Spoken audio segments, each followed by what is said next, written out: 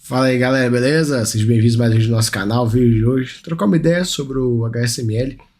Mais um mês acompanhando aí o fundo, né? Bem tranquilo, fez a emissão, fez o que tinha que fazer e tal. E agora ele tá naquela fase pós-oferta. E ele já chamou uma, né? Ele já chamou aí, pelo menos a assembleia, a gente votou e tudo. Eu tô gravando, galera, antes do resultado da assembleia, mas certamente aprovou. Não nem quórum simples e tal, enfim. Tem mais problemas para aprovar isso não. A cota 98, o valor patrimonial do fundo 96. Eu vi muitos de vocês, galera, comentando assim, ai, que o HSML chamou uma oferta no valor da cota mercado, ou até mais caro, não faz sentido, pererê, pererê, pererê. Galera, vamos entender o seguinte, essa assembleia que ele convocou é uma burocracia interna do fundo que ele tem que fazer para chamar uma oferta, né? O que os fundos fazem? O que eles podem fazer? Eles podem ter um capital autorizado, então até X milhões eu posso emitir, ou ele não tem nenhum capital autorizado e ele fica chamando uma assembleia para emitir depois. Então, chama a assembleia, ó, posso emitir? Pode, aí você vai lá e emite. Não gosto dessa segunda maneira porque não atrapalha, porque o pessoal já fica sabendo, esse fundo vai ter emissão. Então, eu gosto mais do capital autorizado. Então a gente vai lá, vota, ó, você pode crescer o fundo até 5 bi, beleza, mais fácil. E entendam, galera, que por essa burocracia, eles botaram um valor.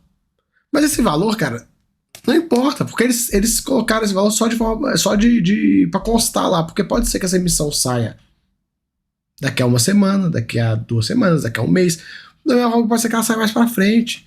Eles estão só garantindo a autorização para realizar ela. Então não se apeguem muito a isso e tal. Eu vi muita gente se apegando demais a essa questão e não é o caso. É muito fogo de palha. Eu acho que assim, a gente poderia fazer barulho se eles tivessem colocado que a oferta ia ser a R$93 mais a taxa. Aí de fato a gente ia ver, porra, a oferta já é abaixo do VP, que merda. Mas não foi o caso, beleza? O ideal seria que esse fundo não chamasse mais esse tipo de assembleia, colocasse lá, tá, autoriza a emissão até XB e morreu, que é muito mais simples, né? Facilita um pouco a vida. 190 mil cotistas, pagou 80 centavos. A cota está caminhando em direção aos R$100, né? Agora que essa assembleia, que ela não tem uma pressão vendedora, muita gente arbitra antes mesmo da oferta acontecer. Dados do fundo, a gente vê que o NY cresceu 11% em relação ao ano anterior, muito bom. A gente teve alguns destaques, né? O Uberaba é um dos destaques, o dinheiro da oferta, diga-se de passagem, para fazer uma expansão no Uberaba, que vai dar um retorno muito bom. Pátio Maceió também é um dos ativos top que o fundo tem, e o Granja Viana. Esses três, galera, são os três melhores aí. Eles sempre estão nos destaques. E as vendas também tiveram um crescimento de 7%, né? E até comenta sobre o potencial de expansão do Uberaba e tal. Comenta da Assembleia que foi convocada, taxa barata, o valor 96,53, que aí dá 98 por cota, né? Que é praticamente o valor que está sendo negociado o fundo. Já teve vídeo sobre isso. O anexo 2 desse edital tem todas as informações, ou então você puxa o vídeo do canal que eu explico tudo lá, mas cara, é um ponto super interessante desse fundo, frente aos demais fundos de shopping, que ele se destaca, que esse fundo ele está o mais próximo de uma SA, de uma ação listada de shoppings, porque olha só, ele domina os shoppings, ele mesmo administra os shoppings, e agora, numa expansão, ele mesmo vai expandir o shopping, o Uberaba. É um projeto dele. Ele tá vendo o potencial, ele tá fazendo o projeto, ele sabe o que tem que ser feito. Não é igual a maioria dos fundos de shopping que fica comprando pedacinhos em outros shoppings, e aí o majoritário quer expandir e o shopping vai no vácuo, digamos assim, no majoritário. Nesse caso não, foi uma decisão deles, e isso mostra, né, que de fato este é o único fundo de shoppings que de fato administra o shopping center. O restante, galera, são fundos de participação. Claro, tem uns que são sócios majoritários e tal, mas esse fundo de fato é quem toca a parada, né? Quem faz a parada já faz isso com vocês. Trazendo para o universo, fazendo um vídeo, uma comparação, é como se todos os fundos de logística, né, os fundos de logística, em vez de ser donos dos galpões, igual todo fundo de logística, você vê, é dono de 100% do galpão. São raros os casos que não são donos de 100% do galpão, né? Eles fossem donos de pedacinhos de galpão. Tipo, cara, tenho certeza que não seria atrativo. E esse fundo ele tem essa pegada de não ficar sendo dono de pedacinho do shopping center. Ele pá, ele comanda a parada toda. Enfim, de toda forma, a gente vê o potencial da gestão aí, tudo. Bem interessante. Aqui um ponto que pode desagradar algumas pessoas, e de certa forma, caralho, que merda isso aqui. Que de certa forma também infelizmente, né, é um problema dos fundos imobiliários. Aqui a gestão tá jogando com o regulamento debaixo do braço, que é o seguinte, que eles colocam, né, que é esperada uma reavaliação positiva dos ativos imobiliários frente à última avaliação realizada. Então, resumindo, o VP vai subir. E aí, ele vai, né, e já tá dando uma... Deixa assim, galera, vamos emitir antes do VP subir, porque depois que subir fica mais difícil de emitir. E aí, de certa forma, galera, é como se fosse, entre aspas, em grandes aspas, uma emissão abaixo do VP. Porque se eu sei que o meu VP vai subir daqui a alguns meses, se eu faço uma emissão agora, esse salto que o VP vai dar, se o VP sairia de... Eu vou fazer aqui no Excel para vocês, para a gente ter uma... exemplificar isso de forma gráfica para vocês. Então vamos imaginar o seguinte. Eu vou pegar aqui o HSML, vou usar o valor dele, vou usar ele mesmo. Então a gente tem o valor patrimonial, que é de 98 por cota, né? O valor não é 99, não, desculpa, é de 90 aí. 96,53. Então é 96,53. O PL do fundo, que é 19709911018. Quantidade de cotas, quantidade. Aqui no relatório acho que não tem nenhum lugar que tem a quantidade de cotas fácil, viu? Cadê? Deixa eu ver se eu acho a quantidade de cotas desse fundo. São poucos os fundos que botam quantidade de cota no relatório, cara. Merda. Deixa eu ver se lá no final tem. Eu posso dividir o PL pelo patrimonial, mas eu queria pegar a quantidade certinha. Mas não importa, galera. Como é um exemplo, foda-se. Vou fazer o seguinte, para ficar mais fácil, porque eu não vou abrir aqui o computador e a internet, é mais fácil fazer isso aqui. Então pronto, quantidade de cotas. Tá aqui. Então tem uma... Pronto. Então a gente tem aqui o fundo. Bota dinheiro. Bota aqui. Tirar a casa decimal. Aqui é número. E aqui é a quantidade de cotas do fundo. 20 milhões de cotas. Beleza? Beleza. Vamos imaginar o seguinte. Que ele faça uma emissão de 300 milhões no patrimonial. 300. Deixa eu fazer uma coisa aqui só para ficar mais fácil. 300 milhões. A quantidade de cotas vai ser aí... É só copiar. Mais fácil. Então, oferta, HSML 11 pós-oferta. Como é que ficaria? O patrimonial não ia mudar, né? Porque não tem por que mudar. O PL dele ia ficar esse. E a quantidade de cotas iria ficar essa. Beleza? É assim que fica o fundo pós-oferta. Zero, não tem problema nenhum, né? Agora, qual que é a questão dessa brincadeira aqui? Vamos imaginar que esse VP aqui, ele fosse subir. Vou chutar um valor aqui que o fundo iria valorizar. Vou botar atualização. Que o fundo iria valorizar 10%, vai. 10%, exagerei. Vamos exagerar, vai. Mais.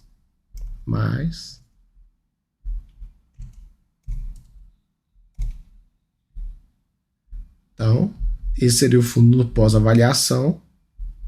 E aqui 20, 418, 430. E aí a gente teria o fundo com esse patrimonial novo, certo? Com esse patrimonial novo aqui, de 106 e os quebrados, né? Isso aqui é a correção desse carinha aqui. O que acontece? Se ele espera para fazer a oferta, ele tem que fazer uma oferta a 106. Agora, se ele não faz a oferta a 106 e chama a emissão de 300, o que acontece com o fundo? No pós-oferta. Deixa eu fazer aqui, peraí. O que acontece com o fundo no pós-oferta? Acontece o seguinte.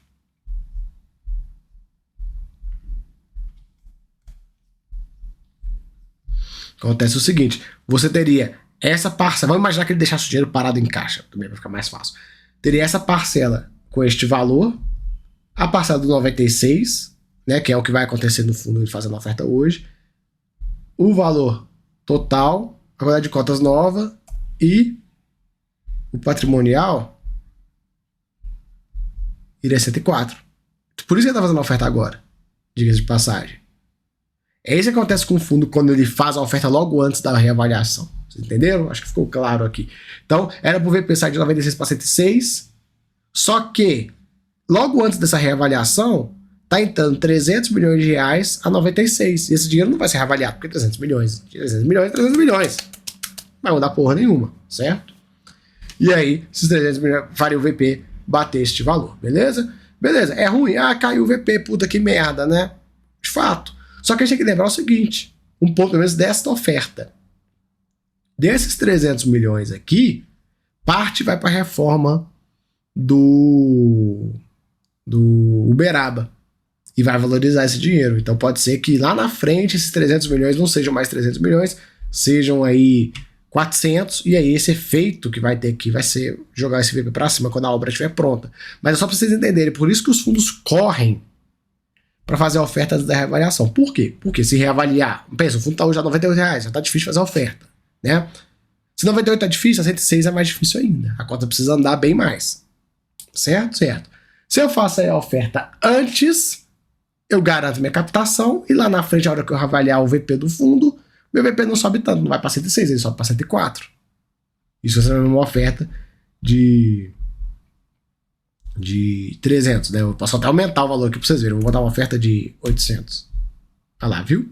Você joga o VP, você traz o VP de volta um pouquinho. Claro, galera, este dinheiro, ele também vai ser investido. Se o fundo pegar e fizer um bom investimento, esses 800 também vai valorizar, né? Se ele for lá, por exemplo, pegar 800 milhões de reais e comprar um shopping, que o laudo de avaliação é 1 bilhão, ele comprar por 800, a hora que esse shopping entrar no portfólio, pumba, valorizou. Então acaba que também tem esse ponto. Mas é só para vocês entenderem, por isso que o fundo faz. Mas não tem como a gente fazer nada, galera. Não tem como, digamos, combater isso, porque é a mecânica do produto, querendo ou não. Hoje, né, vamos imaginar que o fundo chamasse uma oferta hoje, dia 6 de abril, que é o dia que eu tô gravando, este VP desse fundo é esse, que a gente tem ali, de 96 uns quebrados, então não tem nada de errado. Ah, mas vai subir daqui a 2 meses, tá, mas... Cara, são as limitações do produto. A gente também tem que entender que o fundo imobiliário, a gente chega, tem hora que a gente bate em algumas limitações. Você pode falar assim, pô, mas a gente não tinha que esperar fazer a oferta depois e tal, não sei o que, tá, mas... Aí você já começa muitos cis, muitos poréns. Aí você fala assim, ah, então deveria fazer uma reavaliação do VP sempre antes de fazer uma oferta? Tem viabilidade para fazer isso? Entendeu? A gente começa a bater em alguns problemas de operacionais do produto. E lembrando que o VP no tijolo é uma referência. Esse número é uma referência. Se eu chamar 5 avaliadores, eu terei 5 números diferentes. Então, já começa por aí. Alguns de vocês me perguntaram também por questão da oferta abaixo do VP que aconteceu no CPTI. Pô, no tijolo, se a gente não usa o VP do tijolo para avaliar, não tem por que a oferta sendo VP, bota qualquer valor. Eu vi alguns de vocês falando isso. Só que a gente entendeu o seguinte: o VP é o número que a gente tem. Ele tem que ser respeitado. Como eu falei, são as limitações da indústria. Seria lindo a gente poder ter 5 laudos toda vez e poder falar assim, puta, temos 5 laudos e a gente consegue ver aqui os 5 números diferentes? Seria, mas não é viável. Então, são limitações do produto, né? São limitações que o produto tem. A regra é não se emite abaixo do VP. Ah, mas o VP não é exato. Foda-se, é o que a gente tem. O que a gente tem é esse número. A gente tem que respeitar esse número. Beleza? Então eu vejo alguns de vocês só para a gente comentar sobre esse assunto, falando de VP, emissão e tudo mais. Porque senão, galera, vai virar zona, vai virar uma suruba se a gente começar a aceitar. Já tá virando no papel, cada vez mais a gente tá vendo fundo. Os RBRs, todos emissão abaixo do VP, CPTI e tal. Então, assim, cara, vai virar suruba essa merda. Então não dá. A gente tem que botar e falar assim, opa, alto lá. A gente sabe que o número, pelo menos no tijolo, não é exato, mas beleza. Aí no papel, o VP também muda. Mas, cara, não tem jeito. Depois eu vou gravar um vídeo a respeito dessa questão do CPTI e falar mais um pouco desse assunto. Mas vamos lá, vamos seguir, que já estamos perdendo muito tempo nesse assunto. Resultado mensal. O fundo no mês, galera, teve uma despesa financeira elevada de 3 milhões e 400 mil, praticamente. Por quê? Isso fez o resultado do fundo ficar bem baixo, diga-se de passagem. Por que ele teve essa despesa financeira elevada? Por conta do pagamento... Cadê? Eu grifei essa merda em algum lugar. Cadê a nota explicativa? Aqui, ó. Por conta do pagamento, do pré-pagamento da alavancagem. Como ele pagou a alavancagem, galera, a alavancagem ela tem o principal, tem os juros, que é o que a gente paga mensal, e tem a coisa monetária. Então, aqui é a correção, que estava acruada naqueles CRIs, e ela passa aqui na DRE.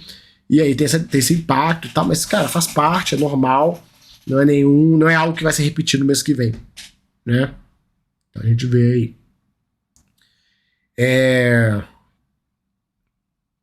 Então gerou 64, pagou 80, usou aí as reservas, deu uma rapada no tacho das reservas. O fundo recebeu nesse mês de fevereiro, lembrando que esse relatório é de março, mas os dados são referentes, né? Alguns dados, os indicadores são referentes a fevereiro, mas enfim, ele coloca que fevereiro recebeu 1,12 do ganho de capital da venda lá do Maceió. Aqui o guidance, entre 82,80 até setembro de 24, rentabilidade e tal, não sei nem porque essa merda aqui tá grifada à toa. A liquidez tá legal, o fundo com 6 milhões e 400 pós-oferta, muita gente vendendo e tal, 190 mil cotistas, legal. Obrigações, a alavancagem do fundo tá hoje também mais sob controle, 18%. Assim que ele receber todo o dinheiro do Pátio de Maceió, a alavancagem vai cair para 15%. Claro, ele emitindo também vai ajudar a baixar essa alavancagem, e o fundo hoje é uma situação bem mais confortável do que ele estava no passado. Claro, opinião pessoal minha, essa oferta aí, que ele tá fazendo de 300 milhões, tá pequena. Deveria fazer uma oferta de 500, usa os 200, é 200 milhões que eles querem, podendo chegar a 300, mas usa os 200 que eles querem usar para expandir o Uberaba, etc. Pega 100, guarda, pega 200 e paga mais alavancagem. Ainda tem 2 dívidas CDI aqui, ó, que poderiam ser eliminadas, né? Ou uma IPCA que mais cara de IPCA mais 7,6. Então, na minha opinião, estão pedindo muito pouco. Né, falando sobre isso, eu acho que deveria pedir mais para tentar macetar mais esse negócio para já se livrar. Hoje o fundo tem um caixa muito muito tranquilo, de quase 200 milhões de reais, mas de toda forma é bom ir pagando a alavancagem, aproveitar as janelas, né? Esse fundo eu acho que a gestão já deu um sustinho na gente com essa questão da alavancagem, já incomodou, deu uma dorzinha de cabeça, então eu acho que agora seria prudente, tipo, cara, tem uma oportunidade, vamos destinar toda emissão, pelo menos as próximas, contando as próximas 3, vamos destinar uma parte para pagar a alavancagem? Então, 100 milhões para lá, 100 para cá, 200 e tal. Cara, vai devagarinho pré-pagando. Claro que a gente sabe que para pré-pagar essas dívidas tem multa e tal, mas tem que negociar, cara. Às vezes não consegue negociar para baixar a multa. Ah, não tem como, cara, tem multa e tal. Puta, não dá para não negociar, o que os caras não querem negociar. Pega o dinheiro e faz um hedge da dívida. Então, é tão difícil ver fundo imobiliário fazendo hedge da dívida ultimamente, né? Ninguém não se usa muito esse instrumento. Cara, esse instrumento é perfeito. Hedge de dívida é perfeito. E eu explico para vocês, né? Vamos explicar sobre hedge de dívida. Por que eu bato nessa tecla também de fundo de tijolo, comprar uns CRIs a fazer hedge? Porque você tem uma dívida aqui de tantos milhões de reais, né? Essa dívida, você tem que pagar dois componentes dela. Você tem que pagar os juros e você tem que pagar a amortização. Os juros, beleza, os juros não é problema. Os juros passa pela DRE. Cara, meu D ficou lindo. Os juros passa pela DRE e a amortização sai do caixa do fundo. Vou fazer só um C, porque se você ver caixa aqui, vocês já viram. Então, essa é a dívida do fundo, né? Se ele faz um hedge com CRI, o que ele está fazendo?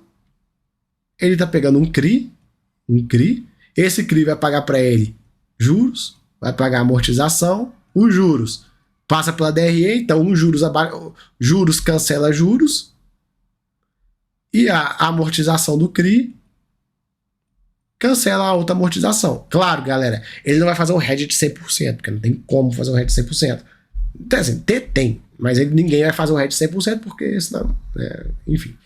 Aí o que acontece? Deixa eu fazer aqui no... Vamos de novo no Excel, vamos. Então você tem uma dívida do fundo, fundo.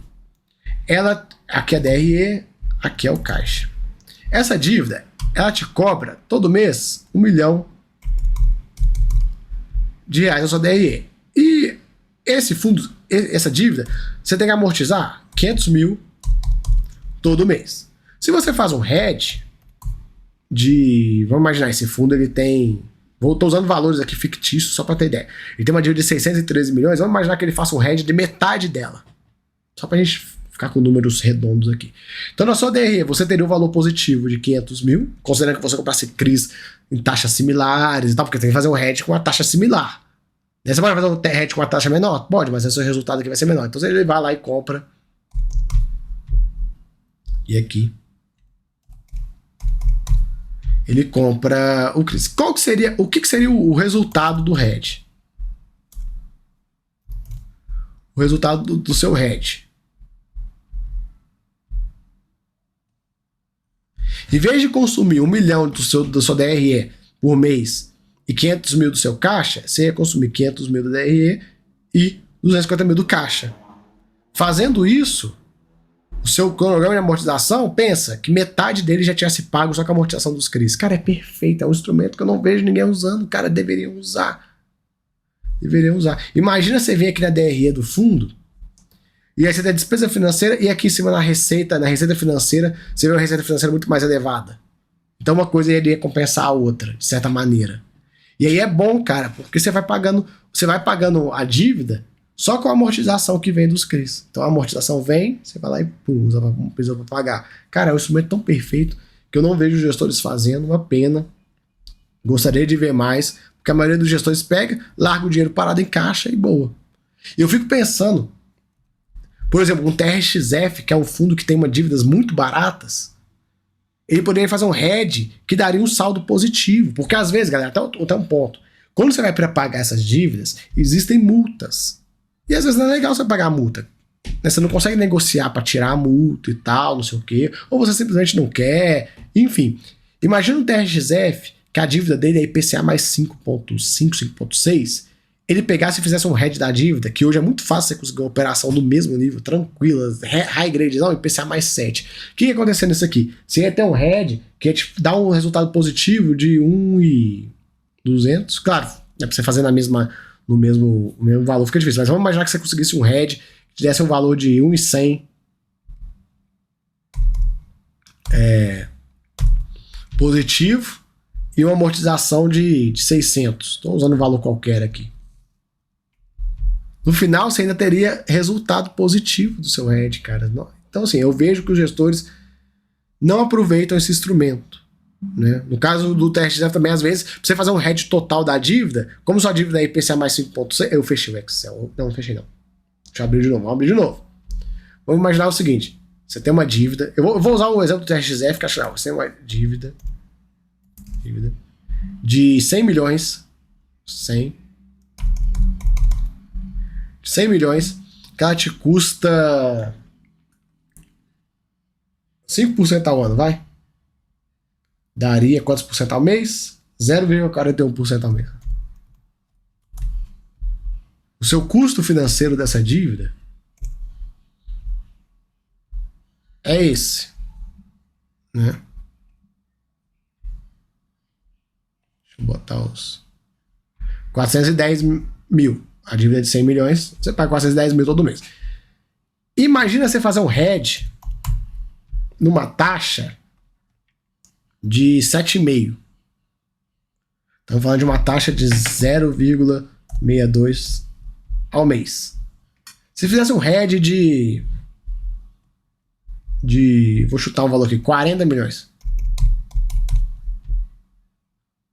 Olha lá. Aí você bota o resultado ainda não ficaria positivo. Mas você pode ir brincando nisso aqui. Não, 80 ficou muito. 60. Ainda não, 70, vai. 65. Com 65. Vou tirar um zero aqui, ficou demais. Com 68, vai. 66. 67, vai. Com 67 milhões, você faz um hedge de uma dívida de 100, porque sua dívida é barata. Entendeu? Só explicando um pouco sobre o hedge da dívida e tal, porque que eu bato nessa tecla. Então, com bem menos dinheiro, você não precisa pagar a dívida inteira. Né? Imagina, um fundo que tem 100 milhões de dívida, para ele pagar a dívida, ele precisa de 100 milhões.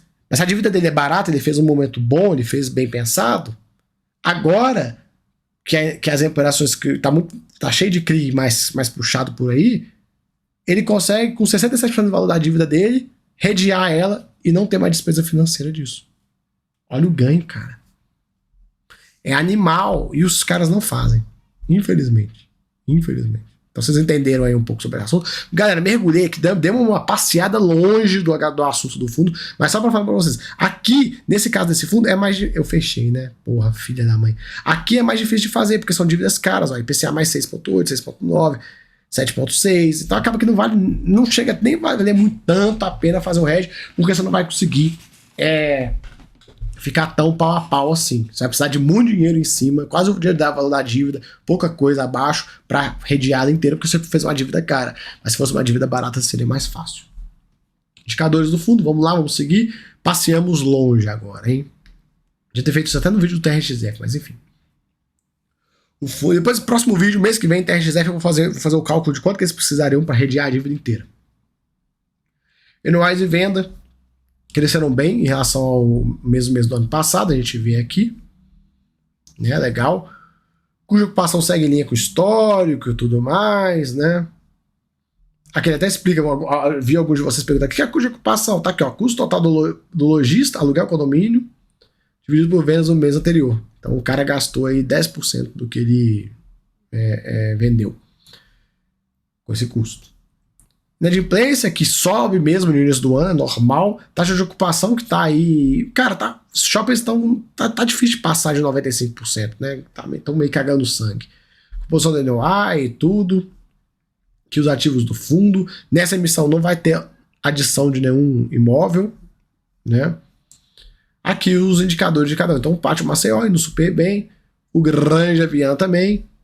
Né, tanto em primeira é venda, segunda é NOI, Super Shopping Osasco no bem, o metrô do Curuvi ainda segue cagando sangue, né, as vendas praticamente empatadas, o NOI cresceu até bem, mas a dor, pedra no sapato, seria muito bom se eles conseguissem vender esse negócio, passar esse shopping para frente, né. Que o Via Verde também, ok, nada demais, o Paralela indo legal, aqui o Coco Bambu que eles inauguraram lá no Paralela, legal também, né. Uberaba aqui no super bem, entendeu o que falar. Beleza? Então, galera, é isso aí que tem pra comentar do fundo. Qualquer novidade que venha a ter, eu trago para vocês, mas vocês estão vendo aí, trouxe vários pontos sobre alavancagem, etc, pra gente conversar. E é isso. Então, vamos seguir de olho aí. Vamos ver o que esse fundo vai aprontar, mas qualquer novidade também eu trago aí para vocês, beleza? Então, valeu, até a próxima. Fui!